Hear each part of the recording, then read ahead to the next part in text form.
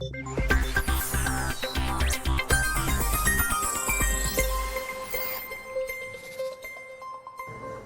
concejala avilesina Esther Llamazares va a ser la número 1 de la lista del PP al Congreso por Asturias.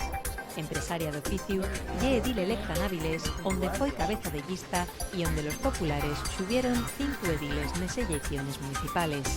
Pasaron de 4 a 9 y lograron empatar col PSOE. El Comité Electoral del PP aprobó esta mañana les llistes al Congreso, onde 39 de los 52 cabezas de lista renováronse. El Partido Popular de Allande algamó un acuerdo de investidura con la candidatura local allandeses independientes.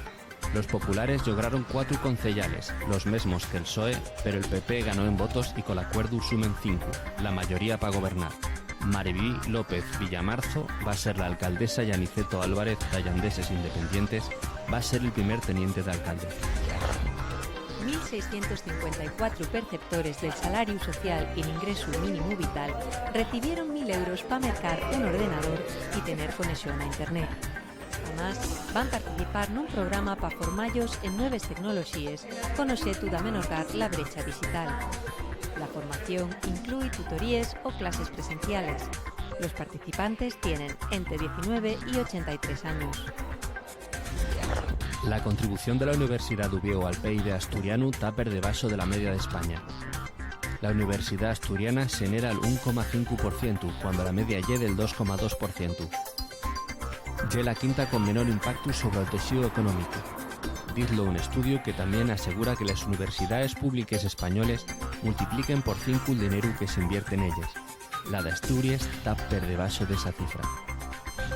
Muy grande. La DOP Sidra de Asturias presenta una nueva campaña para defender una marca de calidad y con les mismos convidar al so consumo pel brano.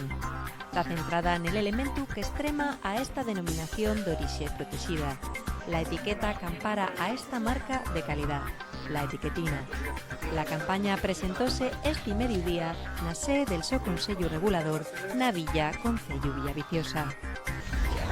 La máquina que estaba dragando el puerto de Llanes volvió a fallar en la vuelta a los trabajos esta mañana. Los pescadores dicen que el actual sistema no lle la falla hizo y reclamen la draga del Principado, la conocida como Nalona, para aumentar el calado. La máquina llevaba parada 3 semanas por un problema técnico.